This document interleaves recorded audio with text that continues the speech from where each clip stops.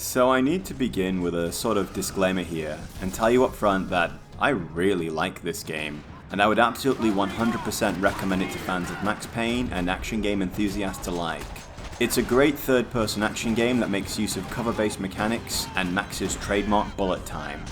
The visuals are great and hold up really well even a decade after its launch, and it's tied together with a compelling story helmed by a protagonist who I really liked by the end of it all.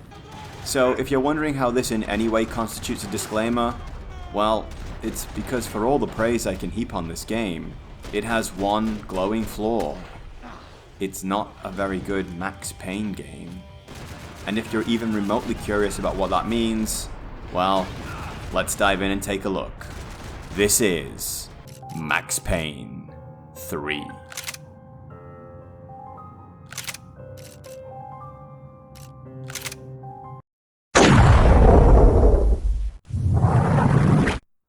Hopefully my little disclaimer didn't foreshadow some kind of incoming rant, as that's far from the case.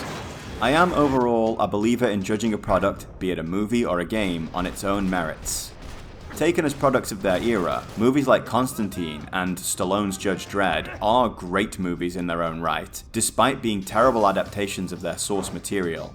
Resident Evil 4 likewise completely reinvented the series formula, removing even the trademark zombies, but is considered to be the favourite game in the series for many. Though, given they've done this twice at the time of writing, I'd say genre hopping is actually a feature of the RE formula now. So while I generally place less of an emphasis on dwelling on what a product isn't, or what it could have been if it had been made by different hands, I do feel that it's something we need to talk about to some degree. After all, we got the Carl Urban Dredd movie, which showed us exactly how well the comic could be adapted to the big screen, only falling short on the satire. So in that respect, I do have a lot of criticism to level here, but we'll get to that later. In the meantime, let's get to work discussing the more beautiful aspects of this work of art, starting in my absolute favourite place, the story.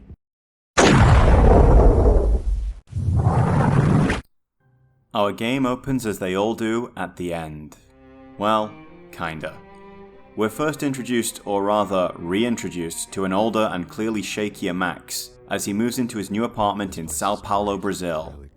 He doesn't seem to be in the best of health, and his internal monologue is telling us that far from things getting better since the end of the second game, they've actually gotten a lot worse. And we soon witness the total lack of self-respect our once dauntless hero has fallen into as he descends into a vomit-inducing stupor of whiskey and painkillers. And as he stumbles to his bed, the world comes into sharp focus, and everything changes. We now see a much more brutal, grisly and bleeding Max return to his old and powerful self as he stalks down a wounded enemy and delivers his opening monologue. So I guess I'd become what they wanted me to be. A killer. Some rent-a-clown with a gun who puts holes in other bad guys. Well, that's what they had paid for, so in the end, that's what they got. Say what you want about Americans, but we understand capitalism. Max, it seems, has once again descended into the very depths of hell, and somehow come out the other side. And just like that, we flash back and find Max atop a high-rise skyscraper, attending a party for some of the most utterly disdainful people you could imagine, including his new boss Rodrigo, the trophy wife Fabiana, the obnoxious younger brother Marcello, and the politician middle brother Victor. We learn that having left the NYPD, Max now works security for this family, which does beg the question of why exactly he's drinking on the job. And given that this is a Max Payne game, the party goes about as well as you can imagine when a gang called Comando Sombra attack in hopes of bagging an expensive hostage, and we are thrust into what is basically the tutorial level, where we discover Max has neither lost his edge or his somewhat suicidal combat style.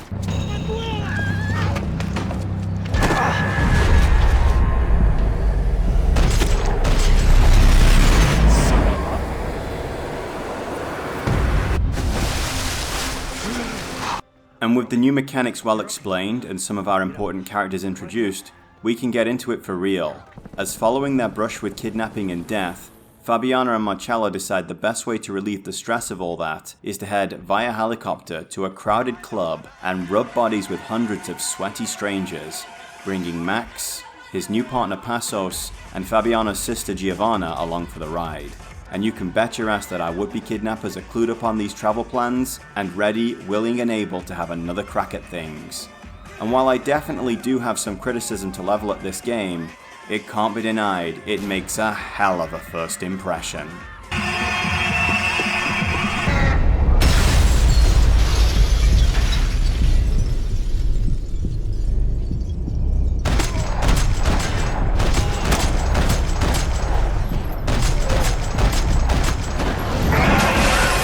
And honestly, it only gets better from here. This is a hell of an opening level.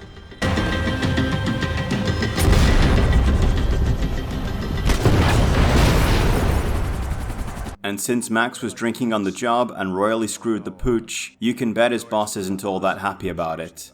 Commando Sombra, it seems, aren't the most original criminals, however, and are more than willing to set up a simple cash for trophy wife exchange. Max and Passos go to make the exchange, but things get very complicated at this point when...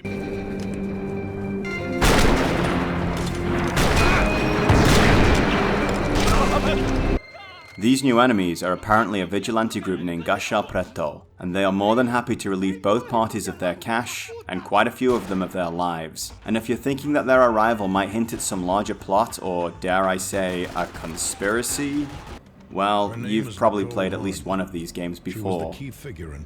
So, Max and Raul fight their way to safety and in the process discover Fabiana's location, and have to take out several snipers in the process.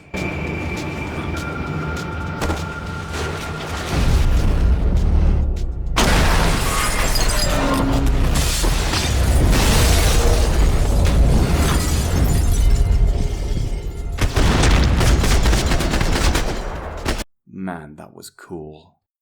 And as they fly away, we get our first look at how Max went from being the most dangerous officer in the NYPD to being a drunk in Brazil working for people with more money than sense. And well, it's not a great tale. Far from being some sort of John Wick style saga, Max has abandoned all his self-respect and is now nothing more than a village idiot who gets bossed around by the punk kid of New York's new crime boss, Anthony DeMarco. He's approached out of nowhere by Passos, who apparently went to the academy with him and who straight up wants to hire Max to work for private security in Brazil. And nothing about that seems suspicious at all. When the Don's son finally goes too far, something old and primal finally stirs in New York's alpha predator. An action that leads to... I'm coming after you, you motherfucking murdering bastard! Meet 100 angry greaseballs! Who's that? Anthony DeMarco is the father of the kid I just shot. Look, I'm not saying this is an overreaction, but I feel there's a lesson to be learned here about good parenting and teaching your kids not to poke hornets' nests. Getting back to Brazil, we have another rescue attempt go wrong, ending in a speedboat chase before Gasha Preto launches an all-out attack on Rodrigo's base in revenge for Max and Passos killing so many of them at the baseball stadium.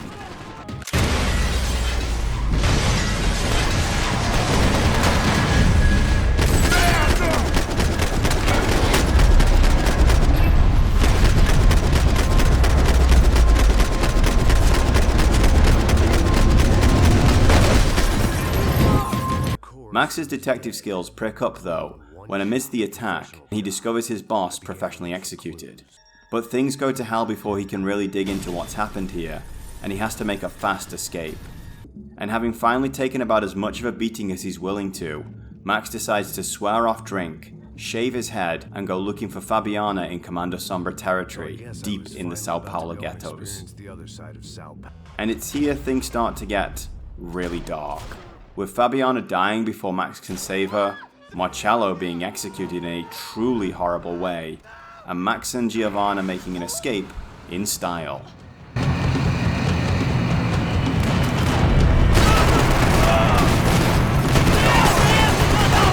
This all culminates in Max discovering an operation where Sao Paulo's special police round up people living in the ghettos and hand them off to Gasha Preto, who take them to an abandoned construction site to harvest their organs.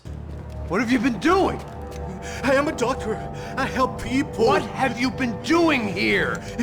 Max has to fight his way through the soldiers, below the building, and along the way is forced to face some hard truths about what he's doing in Brazil and why he was hired in the first place. What about me? You? You're the fall guy. The American. Running around, acting like the action hero, killing lots of people. You're a stroke of genius. You disgusting piece of shit! I know everything! Not everything, my friend. Let go of him, Max. Of course a powerful politician would have to be at the center of all this.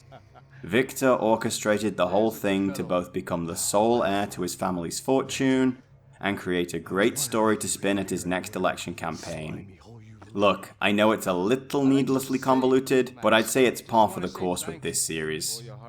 Our game ends with Max enacting a one-man assault on the Sao Paulo airport terminal, fighting his way through hordes of armed guards, and bringing us all back round to the beginning.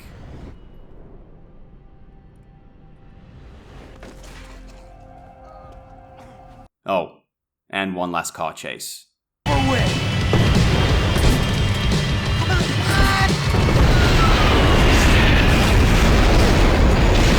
Damn, this game is cool. And with all of that out of the way, I think it's time to discuss the elephant in the room. If you played this game back when it launched, and it's either your first Max Payne title, or it had been a while since you'd touched Max Payne 2, and the plot was a little hazy in your mind, you may consider Max's descent into alcoholism and self-destructive behavior the natural outcome of a journey that started with the violent death of his wife and baby daughter, and lead him to bagging the biggest scumbag body count in the history of the American police force. But if, like me, you ever find yourself literally installing the third game as you're finishing the second, and the last thing you hear Max say at the end of the second game is, I had a dream of my wife. She was dead. But it was all right. and then the first thing you see when you fire this up is...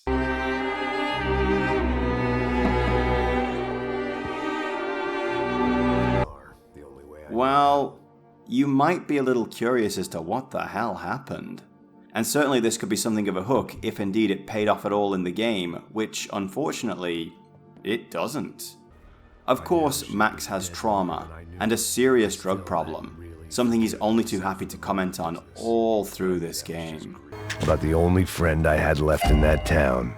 But the whole point of Max's arc in the second game, for me at least, was him putting his greatest demons to bed. Ladies and gentlemen, allow me to present Max Payne, New York's finest, with the biggest mobster body count ever. At this point as well, Max's name should be something of a legend amongst the criminal underworld of New York City.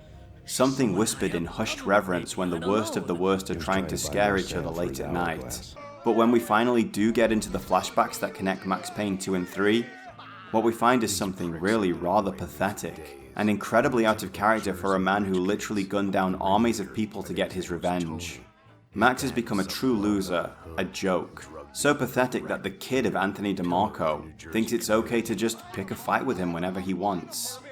The person in the previous two games never gave up, even when he had literally every reason to do just that. Given the tragedy that started the events of the first game, and the sheer scale of the story, no one would have blamed Max for taking a chance on there being a next life where he could reunite with his family and just ending this one. But he never did. No matter how many enemies there were, no matter how powerful they seemed, he always kept going. Fueled by some almost unearthly power for justice or revenge, Max never stopped. Vlad even said it himself. But you know how you are. You would never let it go. And now for some reason, he's pretty much ready to do just that. The guy he becomes at the end of the game is a much more endearing character, and much closer to his original self than he was at the start. All of that angry power is back. But if that's where this was going all along, I have to ask, why was it ever taken away in the first place? And the answer while it may be a little cynical, seems to be, well, lazy writing. This is kind of a classic sequel move. When a movie with a compelling protagonist who goes through a full arc is a massive success, rather than developing a new arc for that character and let us explore something original with them, they simply contrive some way to have the protagonist reset to 0 off camera, so they can do basically the same hero's journey again. I'm told that the comics go some way towards making sense of this, but imagine if Spider-Man's personality had changed drastically between the first and second movies, and you were confused as to why this happened, only to later discover that the significant plot point that had led to it was buried in a tie-in comic or an episode of Agents of S.H.I.E.L.D. And while I don't want to inflict the full extent of my Max Payne 3 fanfiction on you, imagine a scenario more in line with something like John Wick, where Max is such a legend in New York that criminals flinch at his name. Now retired from the force and working privately in true film noir style, any number of reasons could have been contrived to ship him down to Brazil to deal with the same enemies, while tackling other aspects of the trauma of a man who has as much blood on his hands as he does. Look, I'm not saying that Max relapsing and descending into alcoholism is completely illogical, but I firmly believe he deserved so much better.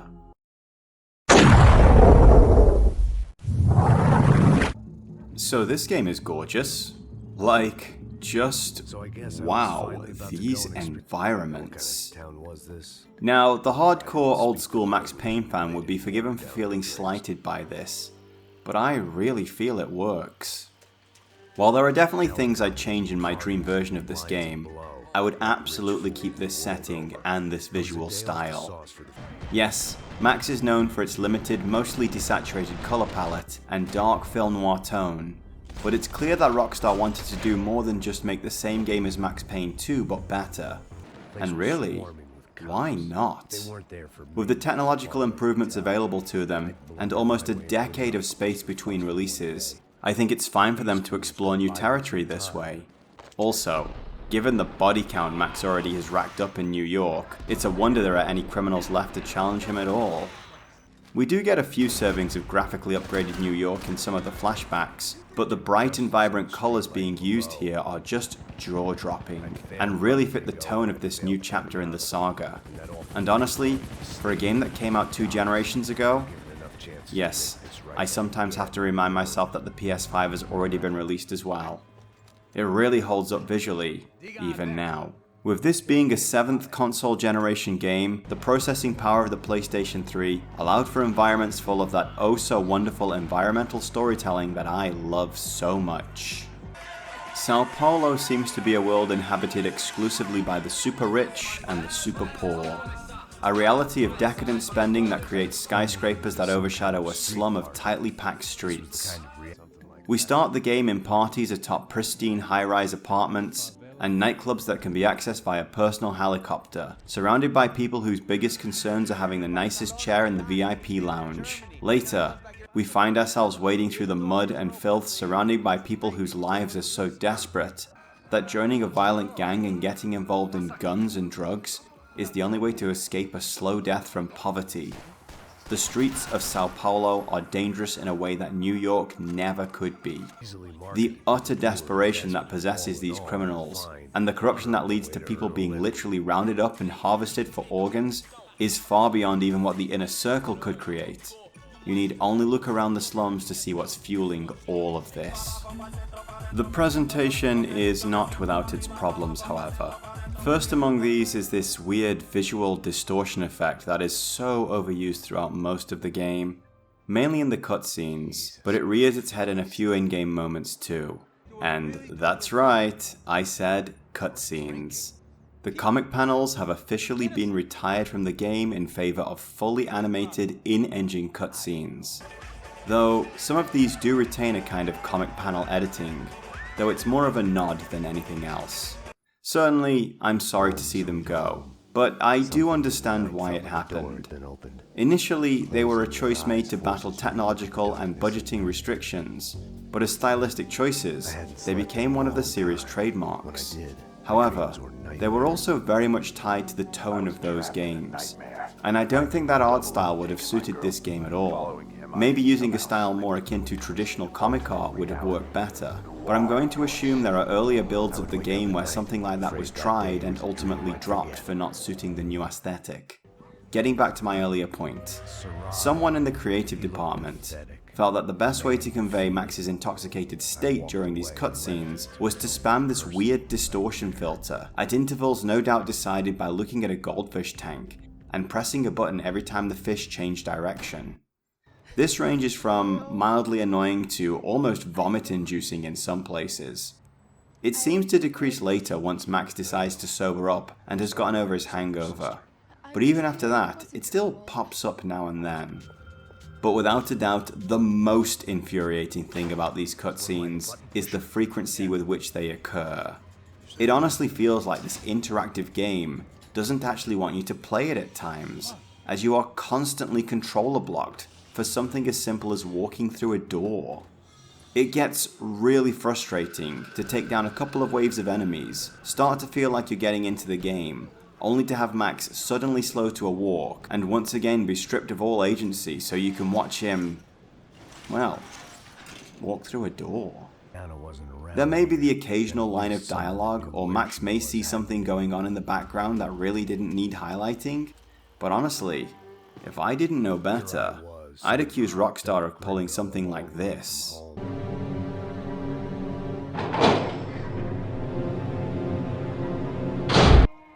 I mean, I thought Kojima and David Cage were the only ones who didn't understand that games weren't movies and were meant to be played, not watched. Returning to the positives though, James McCaffrey once again returns as the voice of our hero, and time it seems has only matured his prowess. Sure, Max drops a lot more profanity in this game than he did in the previous installments, but James makes it all work seamlessly. In fact, it was only when another video on this game brought it up that I even noticed. The voice cast is solid overall. There aren't any real standout performances, except maybe Julian Reboledo as Raul, who is the only other character in the game with any redeeming features, and whose banter with Max comes off as genuine and heartfelt. Honestly, some of their buddy cop moments only serve to remind me how empty my life is, being a hermit with no friends. And in case you're watching, Mom, that was a joke.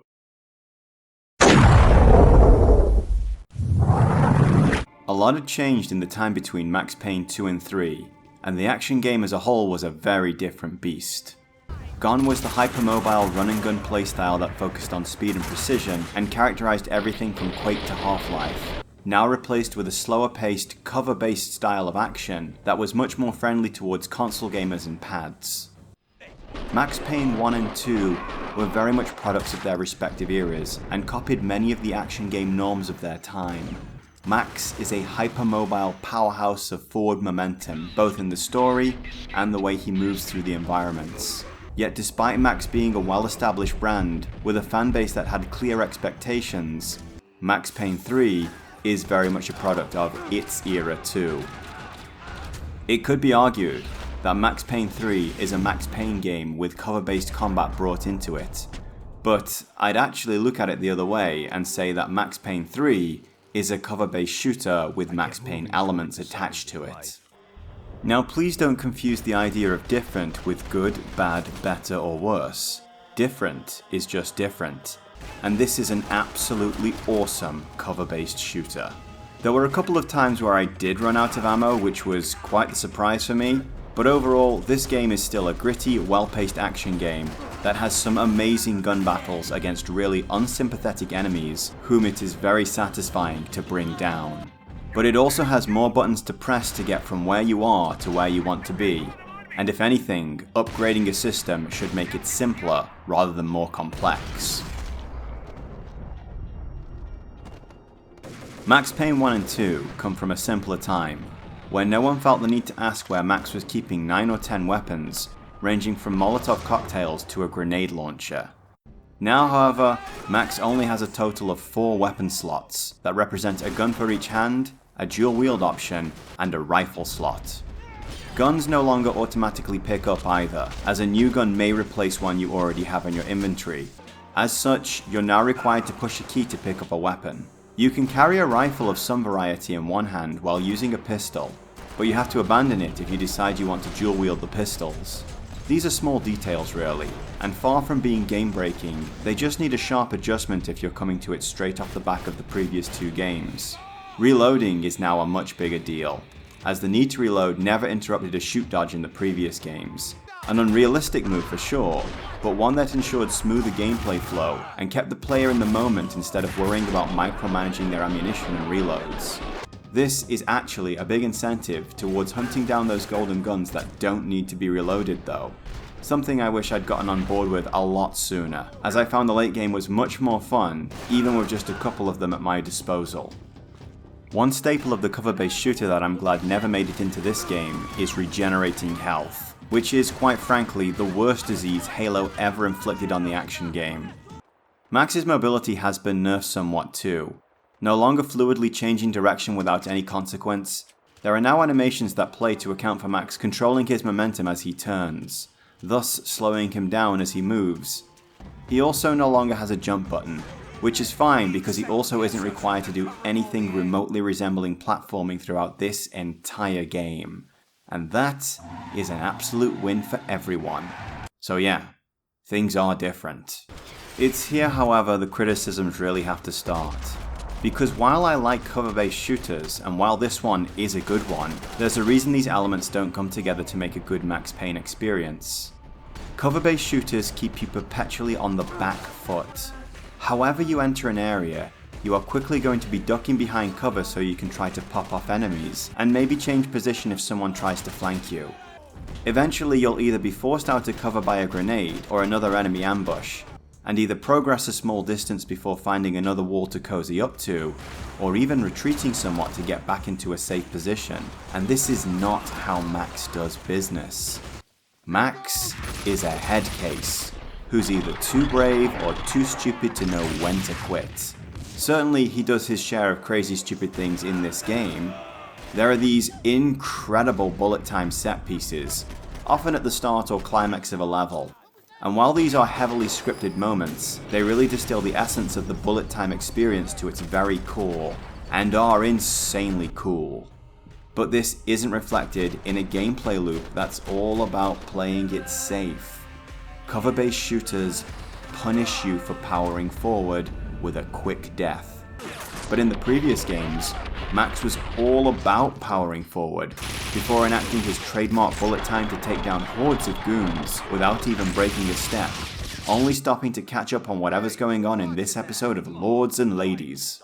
In this game, it even goes for the shoot dodging too. On one hand, Max looks cooler and more stylish than in the previous 2 games, launching himself at his targets and gaining more airtime than ever, while he fires his gun continuously before crashing into the ground and laying prone to finish off anyone who happens to still be alive. This is a great feature, especially as getting up now takes so long it might as well be considered signing your own death warrant. But despite looking absolutely badass, this game seems intent on punishing you for using Max's moveset or doing anything that isn't standard cover-based shooter tactics. Often, environments are too small and too cramped to put it to really good use. And don't get me started on how a shoot dodge can be interrupted if Max jumps into an obstruction. I get that it's realistic, but it's not fun, and only creates frustration. One new mechanic that probably needed a little more bug testing, or just an opt-out button, is the last stand mechanic. This is mostly a really nice touch.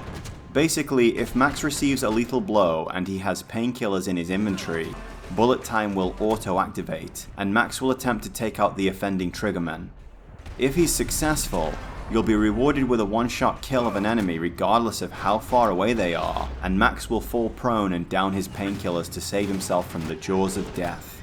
When it works fine, it's a really fun mechanic, but if you run out of ammo, Max can't reload while he's dying, and I'd say around 30% of the time, the offending enemy may have quickly escaped to cover, making them impossible to hit. In both situations, you simply have to wait out the entire sequence until you die, as quick load isn't a thing in this game. To finish on a high note though, the final big addition are the high-speed rail shooter moments. The first taking place in a speedboat, which led me to getting serious Resident Evil 5 vibes when it started. But I can say with confidence that these are all really fun. Combining Max's bullet time with rail shooting is an absolute win, and these sections also feature some of those more cinematic moments I was talking up earlier.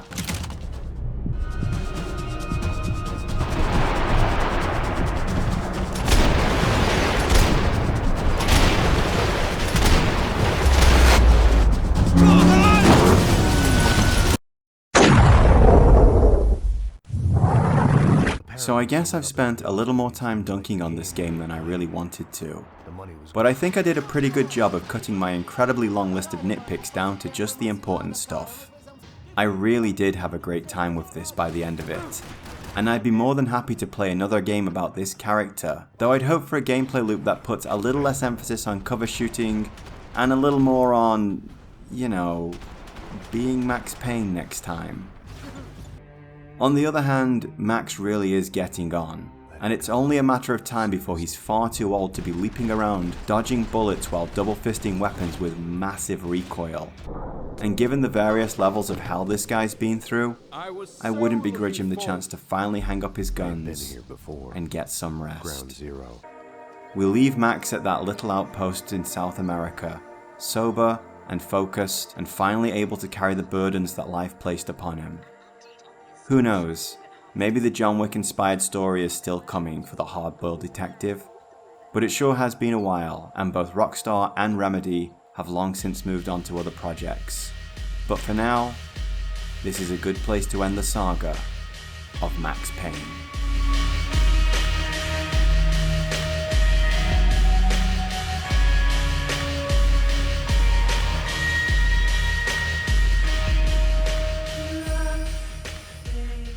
And with our small segue into Max's final chapter complete, we can return to our tour of the Remedy Games library. The studio made famous for telling gritty dark stories was very much ready to flex its creative muscles in both story and game mechanics for their next outing. And far from a pseudo-realistic action game, they wanted to explore something bizarre and twisted. Next time, we are going to be heading to a place called Bright Falls, where we will delve into the mystery of something dwelling in the depths of Cauldron Lake. A nameless, shapeless, all-consuming horror, capable of distorting the entire world around it, and transforming thoughts and ideas into a terrifying reality. But in the depths of this darkness, we will find the light bright enough to fight back, as we take control of a neurotic writer suffering from creative block, desperate to save his wife from this living nightmare, Alan Wake.